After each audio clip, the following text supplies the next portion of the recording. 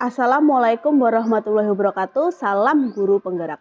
Perkenalkan, saya Eka Preningsih, calon guru penggerak angkatan 4 dari SMK Negeri 1 Lempuing, Kabupaten Ogan Komering Ilir, Provinsi Sumatera Selatan. Berikut ini akan saya sajikan kisah aksi nyata saya dalam mensosialisasikan Modul 1 Pendidikan Guru Penggerak, Pemikiran Ki Hajar Dewantara dan Budaya Positif yang kami lakukan di sekolah kami SMK Negeri 1 Lempuing. Selamat menyaksikan. Tata Usaha SMK Negeri 1 Lempuing. Modul 1 Pemikiran Ki Hajar Dewantara dan Budaya Positif di SMK Negeri 1 Lempuing. Tahun pelajaran 2021-2022. Oleh calon penggerak Ibu Eka Prayuningsih SPD dan Ibu Epi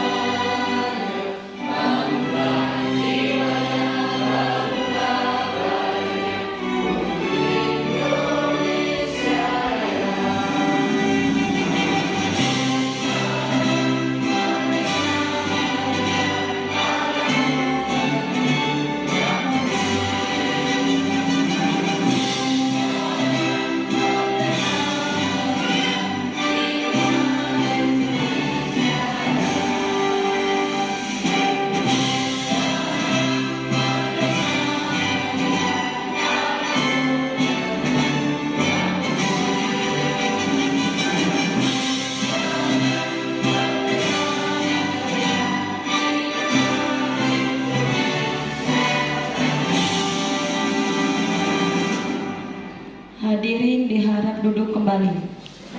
Bapak Mariono SPD MSI, padanya kami persilakan.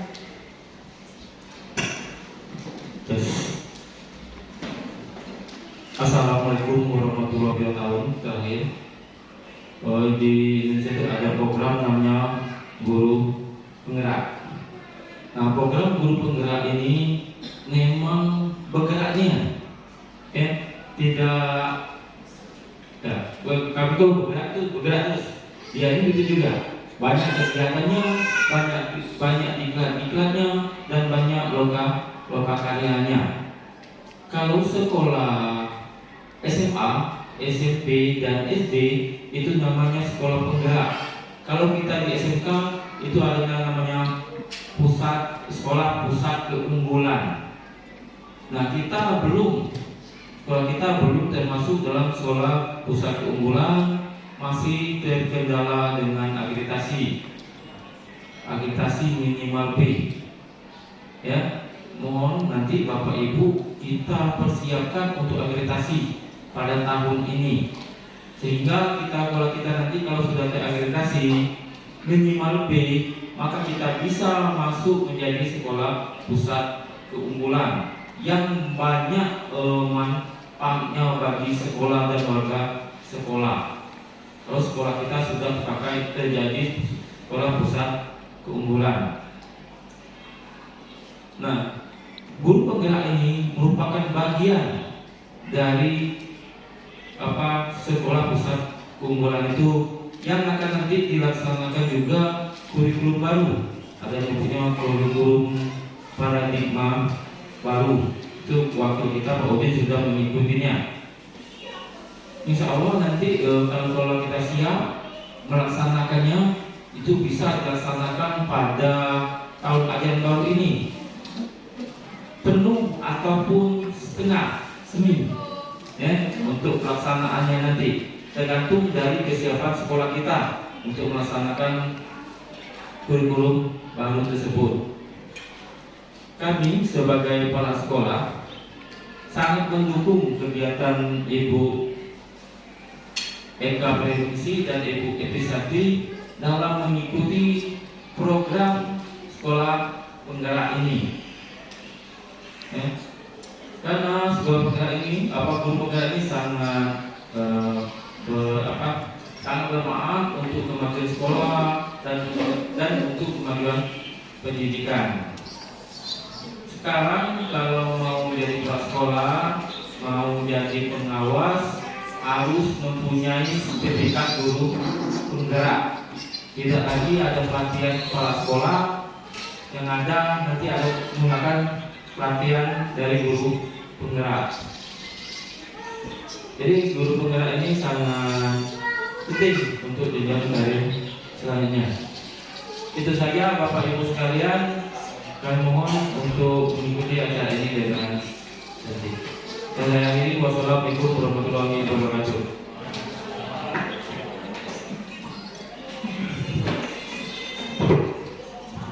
Acara selanjutnya yaitu acara inti sosialisasi modul guru penggerak oleh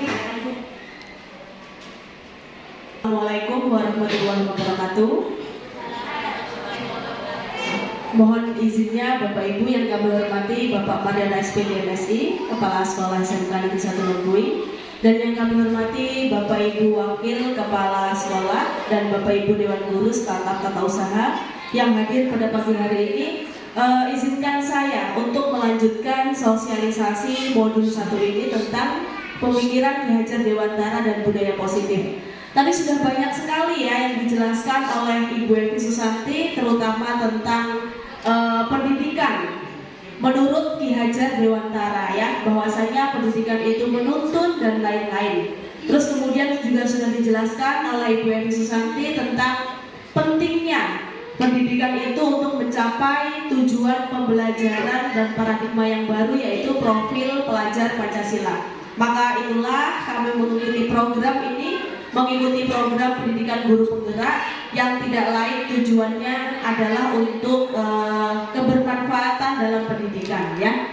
Baiklah, tadi sudah dijelaskan panjang kali lebar mengenai profil pelajar Pancasila dan pendidikan. Sekarang kita ke Merdeka Belajar ya.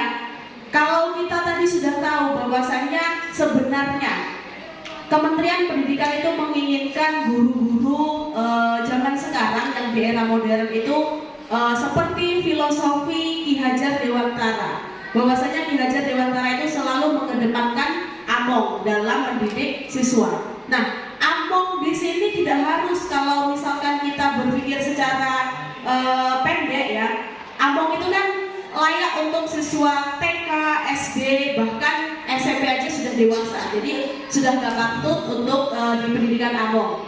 Tetapi sebenarnya pendidikan among menurut Ki Hajar Dewantara, pendidikan yang menuntun ini ternyata bisa dan bermanfaat jika kita terapkan di pendidikan tingkat SMK.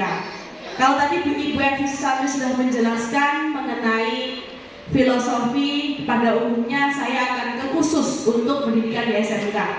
Jadi di pendidikan guru penggerak itu sebelumnya Bapak Ibu, di situ meski kelompok kami itu campur, ada guru TK, ada guru SD, ada guru SMP, ada guru SMA, ada guru SMK.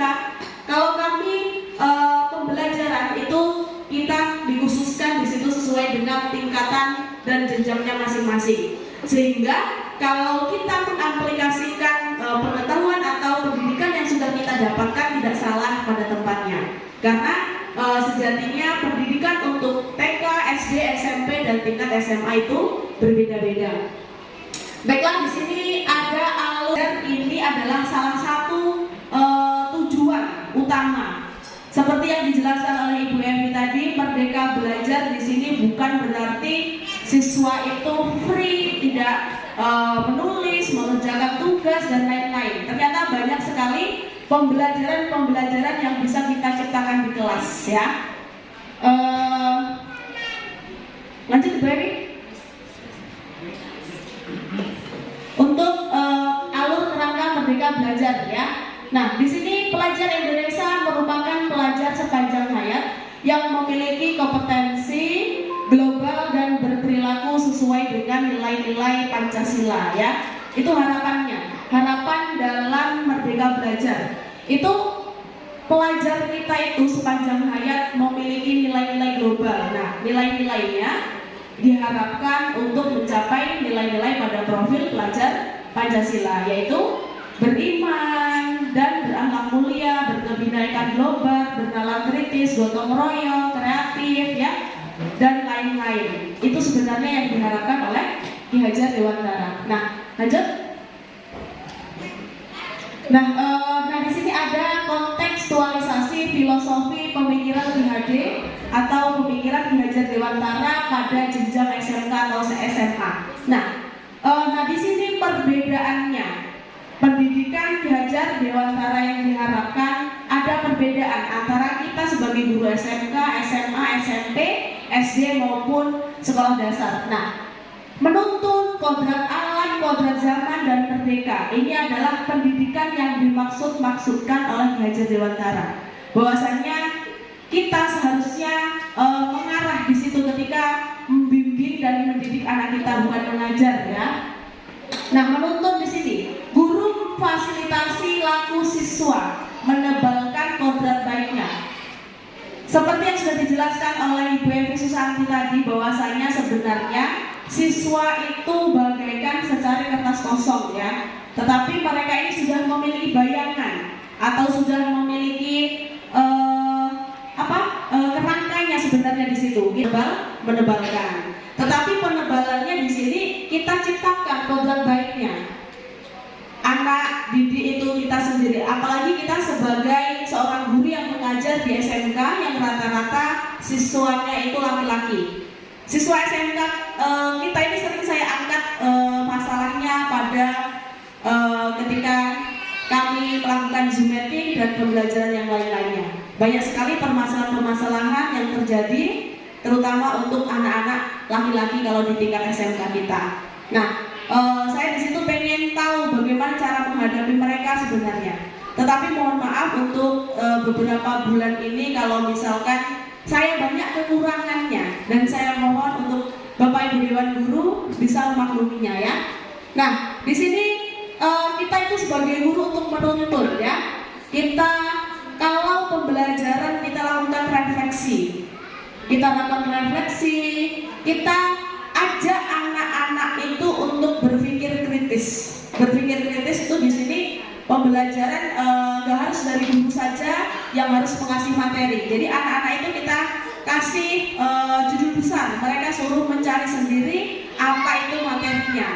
Bisa dikerjakan di rumah, bisa dikerjakan di sekolah, asalkan mereka mampu mengerjakan dari judul besar yang sudah kita berikan itu tadi ya. Terus dalam pembelajaran yang menuntun, kita itu juga mengajarkan anak itu untuk kreatif dan inovatif. Apalagi kita SMK Sekolah Menengah Kejuruan yang sudah sewajarnya kalau anak-anak didik di tempat kita itu menghasilkan sebuah karya. Menghasilkan sebuah karya yang kreatif di sini. Karyanya itu nggak harus sesuai dengan jurusan mesin, nggak harus sesuai dengan jurusan yang lain-lain. Karya apa saja bisa. Kita meskipun kita guru mata pelajaran umum, tetapi kalau kita masuk di kelas itu, kita suruh anak itu membuat sebuah karya, boleh yang berkaitan. Karena pelajaran apapun itu bisa kalau misalkan kita kaitkan dengan kreatif dan kewirausahaan ya. Terus kemudian filosofi pendidikan Ki Hajar Dewantara itu sebenarnya sudah ngerti, apalagi di tingkatan SMA, bahwasanya mereka itu akan menjadi diri mereka sendiri. Kita hanya mengarahkan saja, nanti mereka mengikuti sesuai dengan pemikirannya sendiri. Tetapi di situ kita menuntun ke arah perbaikan. Seperti kalau misalkan ketemu dengan guru, kita ingatkan kepada anak-anak untuk melakukan senyum, sapa, salam, sopan dan santun ya. Kalau kita analisis bersama untuk karakter di siswa-siswi SMK Negeri 1 Lempuing ini agak melemah ya, terutama apabila berpapasan dengan kita di jalan.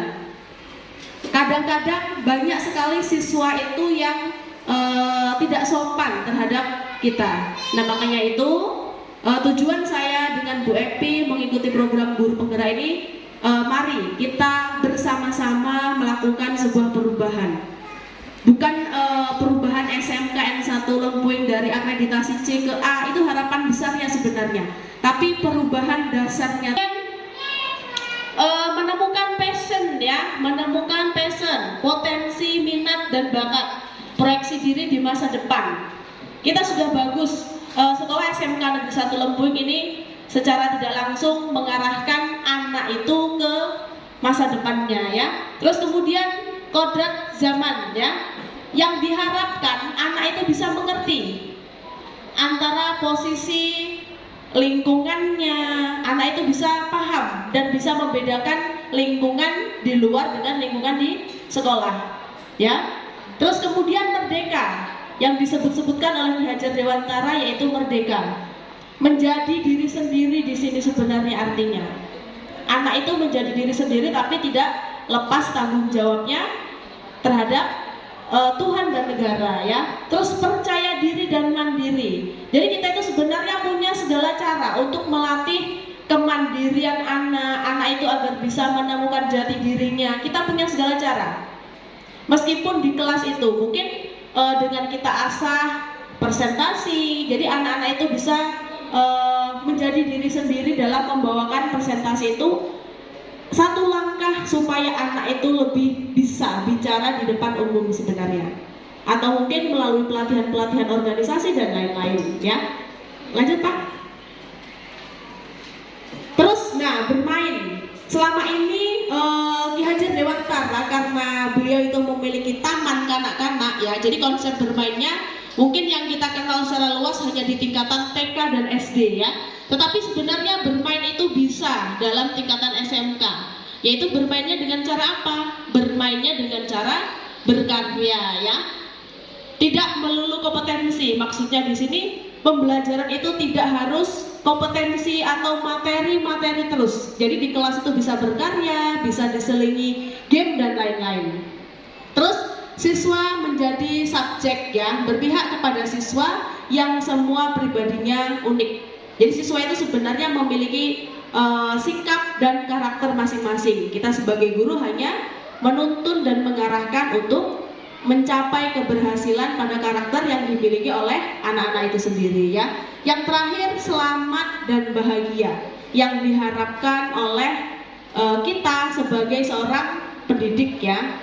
Keadaan yang memiliki rasa bahagia. Jadi anak itu seharusnya kalau kita masuk kelas, kalau bisa kita keluar dari kelas itu, anak itu rasa hatinya lega dan nyaman ya, serta bahagia karena kita sudah keluar dari kelasnya. Bukan anak itu bahagia kita keluar dari kelas karena nggak pengen pengennya cepet-cepet kita keluar dari kelas, bukan yang seperti itu. Pengennya kalau misalkan kita itu tidak masuk di kelas itu satu hari saja, kita dirindui oleh anak-anak tersebut ya. Jadi kita ciptakan pembelajaran yang aman dan menyenangkan ya. Anak-anak itu memiliki kepuasan batin ya, secara sehat, secara fisik dan mental, serta menjaga kualitas hidup yang baik ya. Untuk sosialisasi modul 1 tentang pemikiran Ki Hajar Dewantara, saya rasa sampai di sini ya. Kita tadi sudah dijelaskan oleh Ibu Evi Susanti mengenai tentang pemikiran Ki Hajar Dewantara. Sudah juga dijelaskan mengenai harapannya sesuai dengan pemikiran Ki Hajar Dewantara bisa mencapai merdeka belajar serta profil pelajar Pancasila. Oke, sebelum kita lanjut ke budaya positif, apakah Bapak Ibu Dewan Guru semuanya capek dan stres? Kita game sebentar ya. Kita game sebentar.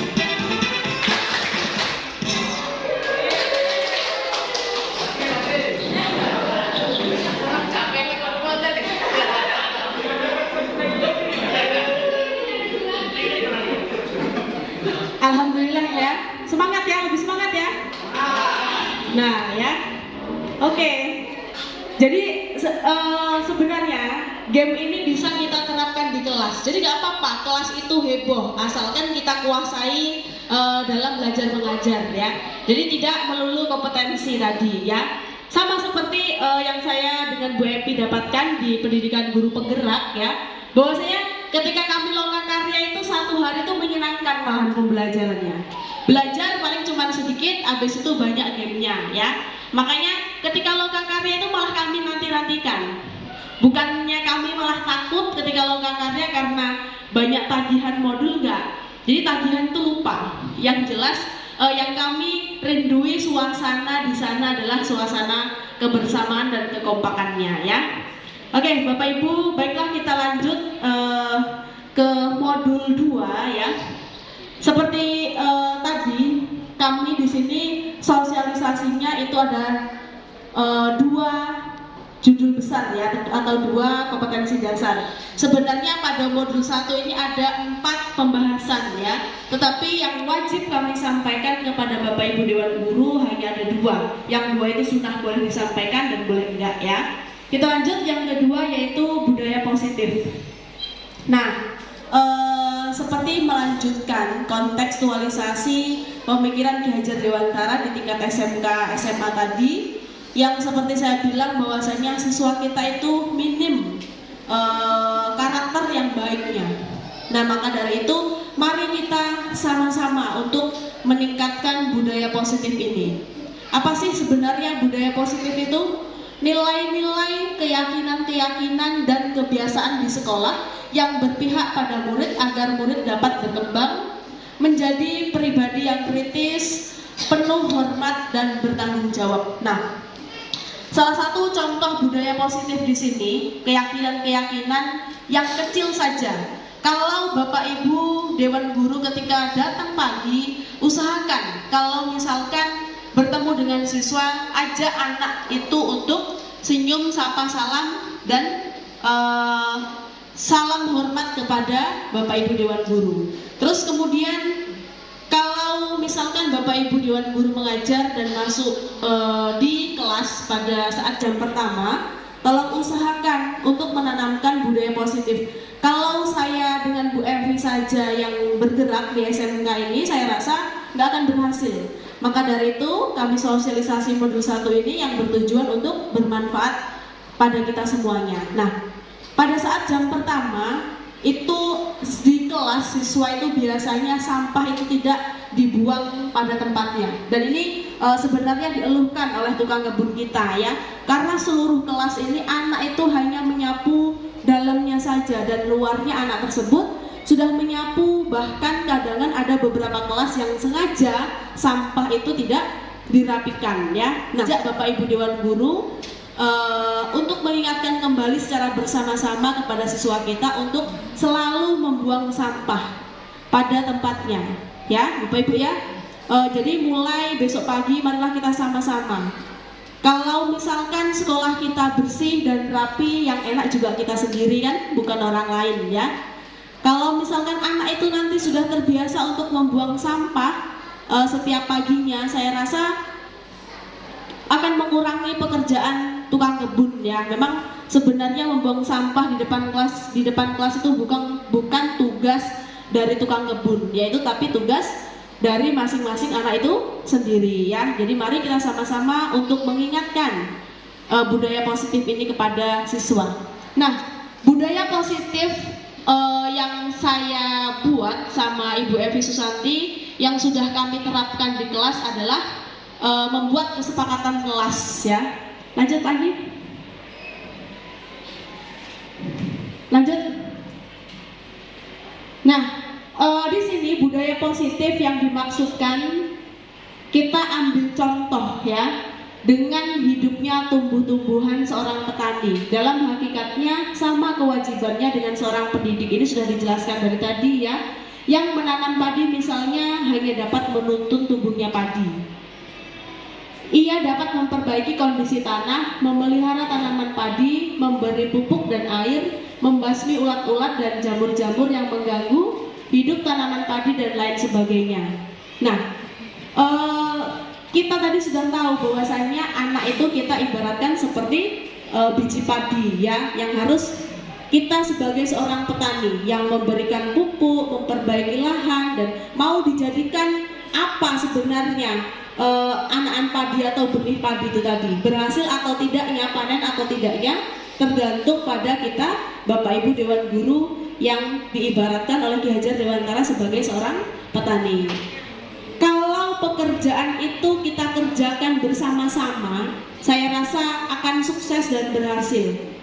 Bahkan mungkin tahun ini bisa untuk meningkatkan akreditasi di SMK Negeri 1 Lempuing dari C menjadi ke yang lebih baik, asalkan kita semua sebagai Bapak Ibu Dewan Guru kompak dalam mengerjakan tugas. Kita tanamkan budaya positif dari yang kecil, seperti salam, seperti sopan, seperti santun, membiasakan anak itu membuang sampah dengan baik pada tempatnya ya. Kita bicara dengan anak dengan kata mohon, tolong, dan berterima kasih. Saya rasa anak itu akan respon sangat baik sekali dengan kita. Tetapi kalau kita membentak-bentak dalam menyuruh anak itu berangkat karena terpaksa.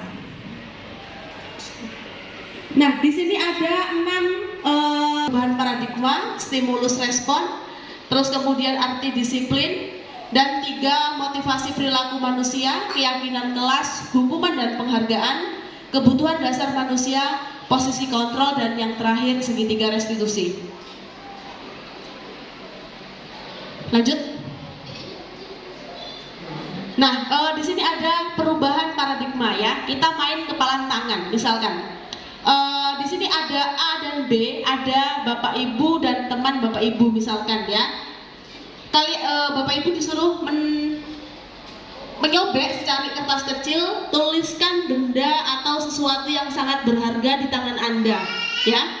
Letakkan di salah satu tangan Anda dan genggam benda atau sesuatu tersebut dengan segala daya, ya. Terus kemudian buatlah sebuah kepalan. Yang teman yang satunya berusaha untuk mencoba dengan sekuat tenaga dengan berbagai cara meminta Anda untuk membuka sebuah benda tersebut yang ada di genggaman Anda. Ya, apa? Iya. Coba saya minta Pak Gianto sama Pak Amar ke depan. Pak Gianto sama Pak Amar ke depan. Pak Gianto sama Pak Amar ke depan.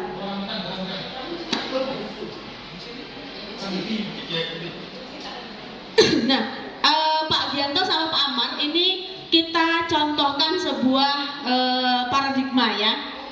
Nah, jadi Pak Amar di sini di genggamannya itu dia memiliki sesuatu yang berharga. Pak Gianto sebagai teman B, dia ini berusaha sekuat tenaga merayu Pak Amar dengan apapun caranya agar Pak Amar ini mau membukakan genggaman tangannya. Coba Pak Gianto, rayu, silakan. Pak Gianto boleh dirayu dengan kata-kata seperti apa agar Pak Amar mau membuka tangan. Silakan.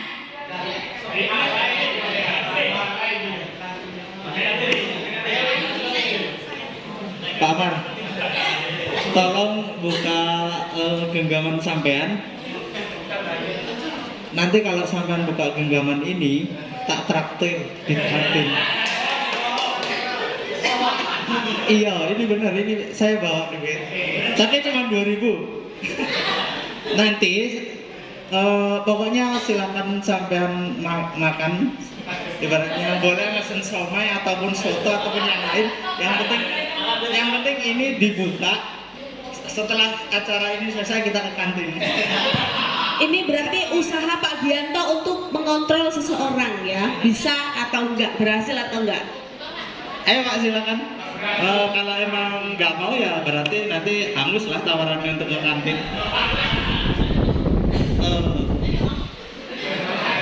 Nggak mau ya? Oke, kalau emang nggak mau ya. Oke. Masalah pulang atau berangkatnya berarti kita udah nggak barengan lagi lah. Dan apa? Masalah kita kan sering ibaratnya join dari makanan-makanan. Berarti kalau emang sampai nggak mau buka ini, berarti kita udah nggak joinan lagi. kan. Ibaratnya kita ini CS kental. Nah, jadi apa yang ibaratnya sampean minta, ya kalau saya punya tak kasih, kalau sampean punya ya saya minta mohon dikasih. Nah sekarang sampean punya ini sesuatu di tangan, tolonglah dibuka.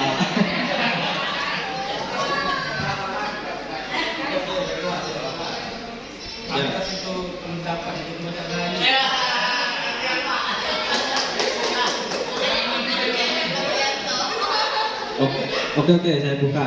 Daripada persahabatan kita hancur gara-gara satu benda.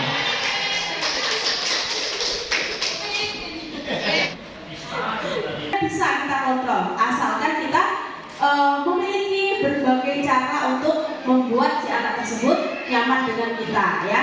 Nah, di sini ada perubahan paradigma tentang teori kontrol, ya. Teori kontrolnya kita berusaha memahami pandangan orang lain. Terus kemudian semua perilaku itu memiliki tujuan. Hanya Anda yang bisa mengontrol diri Anda sendiri. Iya, karena hanya yang seperti yang kita contohkan tadi, di situ posisinya hanya Pak Amar saja sebagai pemilik benda tersebut yang bisa mengontrol diri Pak Amar sendiri. Kalau Pak Amar melembutkan hatinya untuk memberikan benda tersebut, positif di situ teori kontrolnya dapat, ya. Terus kemudian Anda tidak bisa mengontrol orang lain. Kolaborasi dan konsensus menciptakan pilihan-pilihan baru. Nah, di sini setelah materi paradigma ada di situ disiplin. Disiplin ini yang untuk PTM terbatas di sekolah kita di SMK Negeri 1 Lombuing yang agak susah untuk kita terapkan, ya. Dengan harapan mulai hari Senin besok kantin itu sudah masuk di dalam sekolah, kita tegakkan disiplin lagi, ya Bapak Ibu Dewan Guru, ya. Nah, apa sih itu disiplin? Mungkin Bapak Ibu Dewan Guru kalau arti dari disiplin sudah ngerti semuanya, ya. Sudah tahu disiplin itu sebenarnya apa, ya. Terus penerapannya bagaimana, sifat-sifatnya bagaimana, sudah ngerti. Nah, marilah kita bersama-sama melakukan perubahan.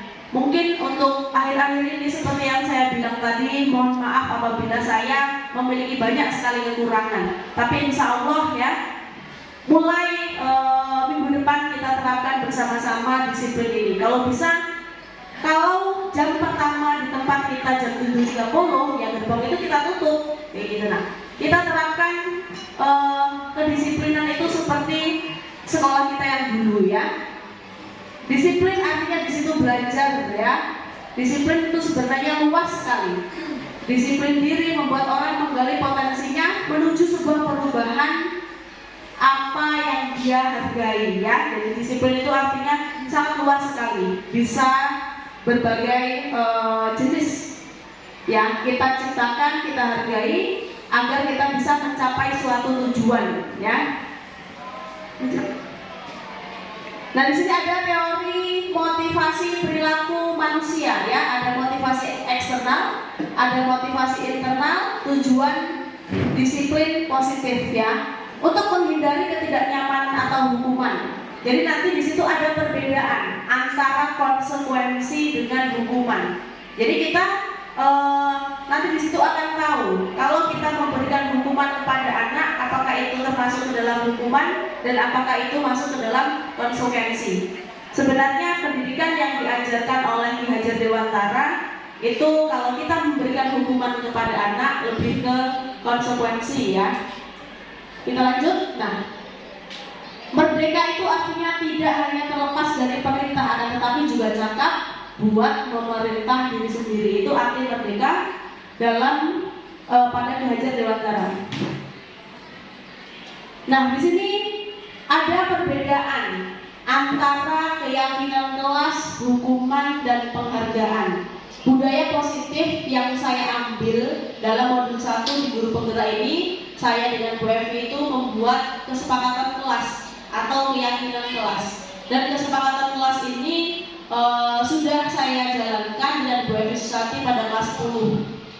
Dengan harapan adanya kesepakatan kelas atau keyakinan kelas itu dapat menciptakan perubahan pada kelas-kelas tersebut. Yang awalnya kelas tersebut tidak rapi, setelah ada kesepakatan kelas atau keyakinan kelas, harapannya kelas tersebut berubah sesuai dengan apa yang sudah mereka sepakati, ya. Lanjut, baby. Nah, di sini ada keyakinan kelas dan kesepakatan kelas, ya, yang sudah kami buat di kelas 10.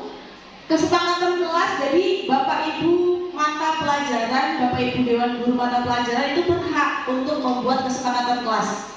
Apabila Bapak Ibu rasa kelas tersebut kurang untuk bisa kita kontrol, terutama contoh misalkan kelas 10 ATP 1, yang kelas 10 PKR, atau mungkin, ya, selain Bapak Ibu wali kelas, Bapak Ibu Dewan Guru mata pelajaran juga berhak untuk membuat kesepakatan kelas. Kesepakatan kelas yang kita jadikan keyakinan kelas ini bermanfaat sekali buat kita. Misalkan, contohnya, pada saat pembelajaran PPKN atau bahasa Indonesia, harus guru dan siswa harus datang tepat waktu. Saya kalau misalkan ada kesepakatan di kelas tersebut, saya datangnya tepat waktu on time. Ada siswa atau enggak, saya masuk di situlah. Nah, jadi sedikit-sedikit kita ada perubahan nanti. Contoh yang lain, selama pembelajaran PPKN dilarang ribut. Jadi selama pembelajaran berlangsung selama 1 jam nggak ada sama sekali suara anak-anak tersebut. 10 ATP 2, ya. Padahal ramai dan panas sekali di situ. Ketika saya masuk pada saat pembelajaran PKN nggak ada sama sekali yang bersuara, karena mereka sudah ada kesepakatan yang ditandatangani oleh seluruh anak-anak itu dengan saya. Dan kesepakatan ini kalau bisa jangan berjalan 1 hari, 1 minggu, 1 bulan, kalau bisa seterusnya. Dan adanya kesepakatan kelas ini harus juga kita imbangi dengan keyakinan kelas. Salah satu contoh keyakinan kelasnya, kami guru dan siswa saling menyayangi, saling menghargai, kayak gitu. Kami siswa yang menegakkan aturan kebersihan, kami siswa yang saling menyayangi dan lain-lain, kayak gitu, ya. Contoh peraturan kelas atau kesepakatan kelas yang lain, aktif dalam pembelajaran, sebelum berdoa, sebelum dan sesudah pembelajaran. Baik itu jam pertama, baik itu jam kedua, jam ketiga, boleh berdoa sebelum kita memulai pembelajaran. Nah, kesepakatan-kesepakatan kelas yang kecil yang seharusnya diterapkan di TK ini, ya, biasanya di TK, di SD, sebenarnya bisa kita terapkan di tingkat SMK. Karena perubahan itu dimulai dari sejak yang kecil, ya Bapak Ibu, ya. Misalkan contohnya peraturan atau kesepakatan kelas tadi, tapi di sini umum, ya.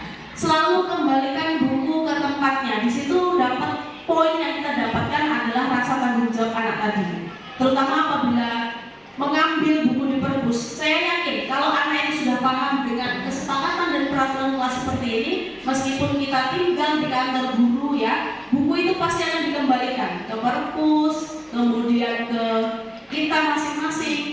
Dilarang mengganggu orang lain. Kalau anak paham dengan kata dilarang mengganggu orang lain, saya rasa di kelas itu nggak akan ada saling ganggu-ganggu.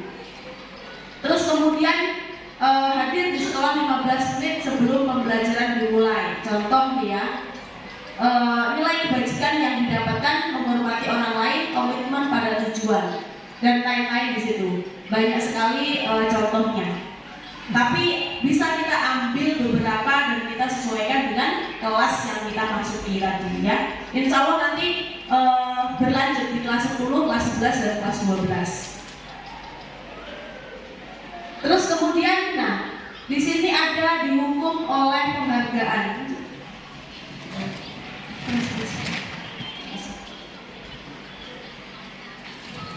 Terus,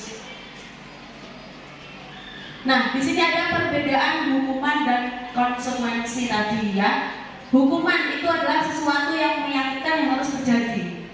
Jadi untuk anak-anak kita tingkat SMK, kalau bisa kita itu kalau misalkan pengen memberi hukuman, ya mungkin selama ini ada beberapa hal yang saya lakukan, saya salah. Sebelum saya mengetahui teori ini, saya mohon maaf yang sebesar-besarnya. Tetapi seharusnya kita sebagai pribadi yang mendidik dan menuntun, kita harus bisa membedakan antara hukuman dan konsekuensi pada anak, ya. Nah, terus kalau hukuman itu membuat anak sakit untuk jangka waktu yang lama, ya. Kalau konsekuensi membuat anak merasa tidak nyaman dalam jangka waktu pendek, ya. Jadi anak itu cepat jerahnya. Bukan berarti kalau anak itu bersalah nggak kita hukum, nggak. Tetap kita kasih hukuman, tapi dalam bentuk konsekuensi, ya. Kalau konsekuensi itu anak itu menghargai disiplin nanti. Tetapi kalau hukuman, anak itu membenci kedisiplinan. Bahkan terkadang dimanapun kita berada, kita masih nama kita dibenci oleh anak tersebut. Kalau kita memberi hukuman yang terlalu keras. Tetapi kalau kita memberikan konsekuensi, memberikan kesadaran kepada anak bahwasanya tindakan yang mereka lakukan itu salah, saya rasa anak itu akan selalu mengingat apa pesan kita di situ, ya. Terus kemudian kalau hukuman itu mendorong anak menyakiti diri sendiri, ya. Kalau konsekuensi mendorong anak agar mudah menyesuaikan diri, ya. Konsekuensi itu bisa bermacam-macam yang kita ambil dan kita terapkan, ya. Lanjut, habis ya.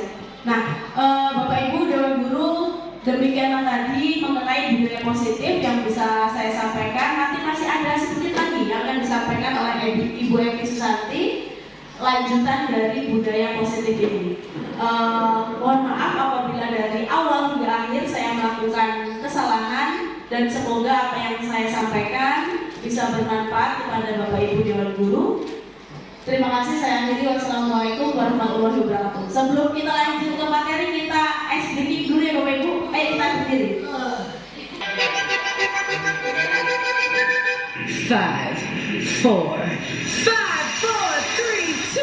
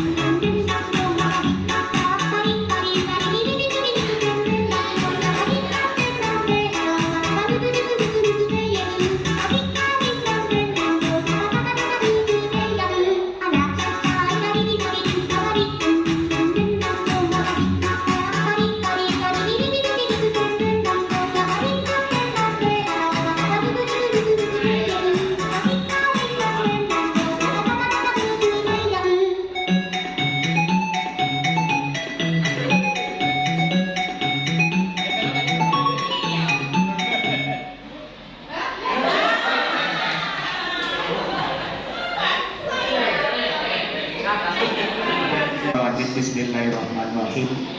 Allahumma sholli ala sayyidina Muhammad sayyidil awwal wal akhir walhamdulillahi rabbil alamin. Hadana minan nasakirin Allahumma bani wa fi ni'ama wa fi mazida. Ya rabbal alamin alhamdulillah yang badi jalali wa jalal karim wa anil mistani.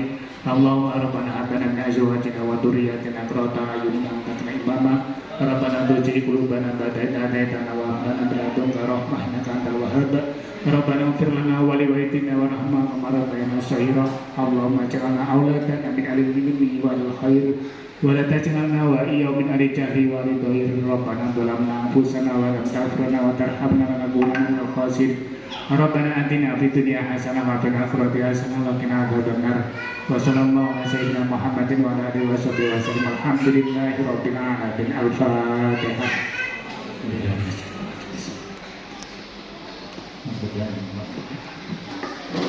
Baiklah, sekian acara kita pada pagi hari ini.